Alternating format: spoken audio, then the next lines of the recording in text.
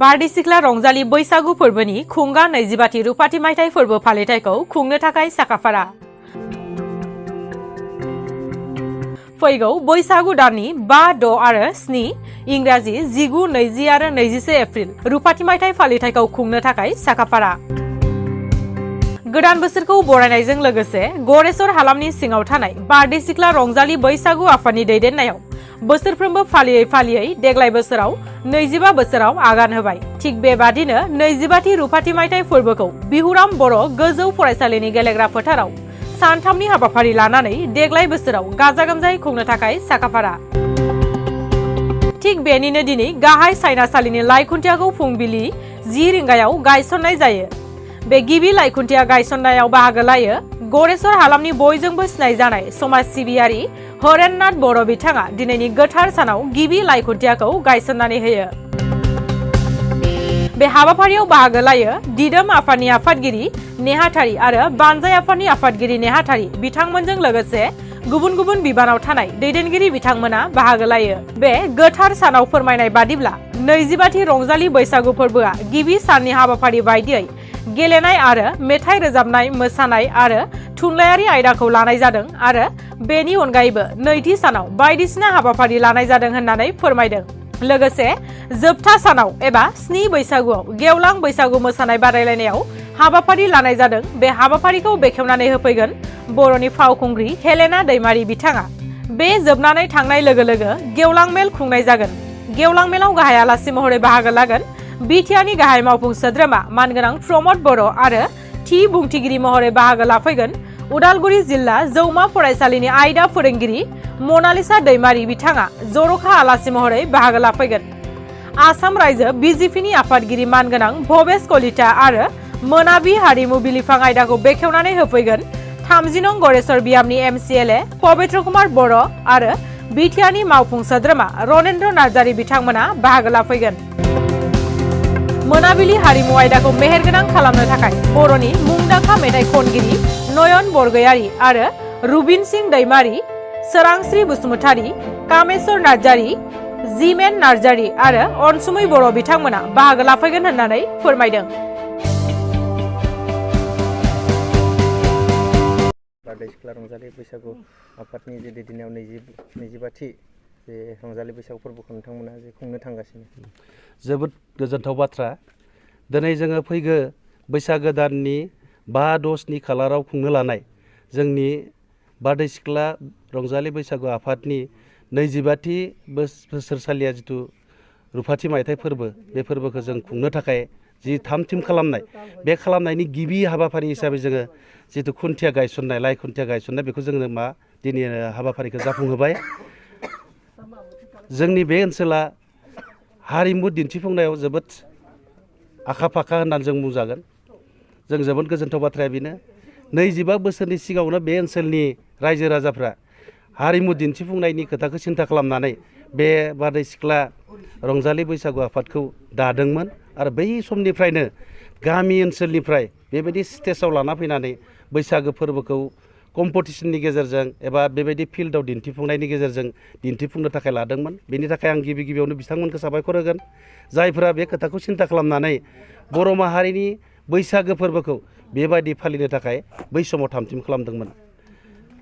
गोजोनथाव बाथ्राया बेनो, जोंनि बे ओनसोलनि रायजो राजाफ्रा जोंखौ हेफाजाब होदों। बैसागोफोरखौ जोबोद मोजाङै फालिनो थाखाय बयबो जोंखौ हेफाजाब होलायदों, बयबो बिनि थाखाय खामानि मावदों आरो जायफोर बिथांमोनाखौ जों खावलायदों बिथांमोनाबो जों बुंनाय लेखायै जोंखौ हेफाजाब होनो थाखाय बिथांमोनाबो थियारि जादों। दा बे रंजालि बैसागो फोरबोखौ जाहाथे जों मोजाङै मोजां खुंलांनो हायो, बिनि थाखाय गासैबो बे ओनसोलनि रायजो राजा बिथांमोनखौ आं खावलायदों जाहाथे जोंखौ बेबायदिनो जेरै हेफाजाब होदों बेबायदि हेफाजाब होलाङो आरो आफा अबंलावरिनावबो आङो बोर सारस्रिनो थाखाय आर'ज गाबहरदों जाहाथे जोंनि बे हाबाफारिया सानथामनि जिथु हाबाफारि, बे हाबाफारिया जाहाथे मोजाङै मोजां जालाङो, बिनि थाखाय आङो आफा बोराइ बाथौनियाव आर'ज गाबहरबाय। रंजालि बैसागो फोरबोआ जेरैबायदि बर'नि मोनसे नागारनो हायै मोनसे फोरबो आरो बे फोरबोखौ जोङो बोरैहाय फालियोब्ला जोंनि बर' माहारिया दिनै नङा उनावबो मोजाङै थांनानै थालांगोन, बेनि थाखाय जोङो बयबो नाजायो आरो बे नाजानायजोंनो जोङो दुलाराय बर' माहारियानो रंजालि बैसागो फोरबोखौ गोग्गोमै एबा जोबोद आब्रुथियै फालिबोदों। बेनि थाखायनो जोंबो नाजादों आरो जोंनि नाजानायाबो खम जानाय नङा। दा नैबे ओनसोला हारिमु दिन्थिफुंनायाव बा बेबायदि बर' माहारिनि हारिमु दिन्थिफुंनायाव जोङो खम नङा। बे ओनसोला जोबोद मोनसे मुंदांखा ओनसोल। बेवहाय बे बालाबारि आरो उग्रि गामियाव थियाटार दिन्थिफुंनाय सोलियो बा बे ओनसोलावनो थियाटारबो दङ। बे ओनसोलावनो ख्रिस्टि हान्जाफोरबो दङ। बे ओनसोलावनो गोबां मोसाग्रा फावखुंगुर फावखुंग्रिफोर दङ। बेखायनो बिथांमोननि दिन्थिफुंनायाबो जोंनि बे रुपाथि मायथाइयाव नुजाथिगोन आरो मोजाङै मोजां जों बिथांमोनखौ मोनसे बाहागो लाहोनायनि गेजेरजों जों दिन्थिफुंनो नाजागोन।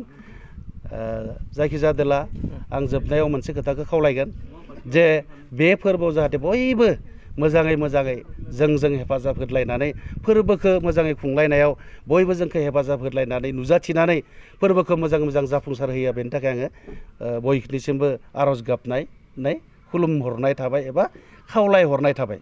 आंनि बुंनाया गरेस्वर बालाबारि औगुरि बेवहाय 25थि एबा रुपाथि मायथाइ रंजालि बैसागो फोरबो खुंनो थाखाय बारदै सिख्ला रंजालि आफादा जोबोद गोब्राबै खामानि मावगासिनो दङ आरो जों मिजिंथिदों बे मोनफ्रोमबो हाबाफारियाव बे ओनसोलनि रायजो राजाजों लोगोसे साफ्रोमबो बर' रायजो राजाफ्रा जोंखौ हेफाजाब आरो मदद होगोन। दा बेखौ जोङो हास्थायदों आरो लुबैदों आरो जों मिजिं खालामदों।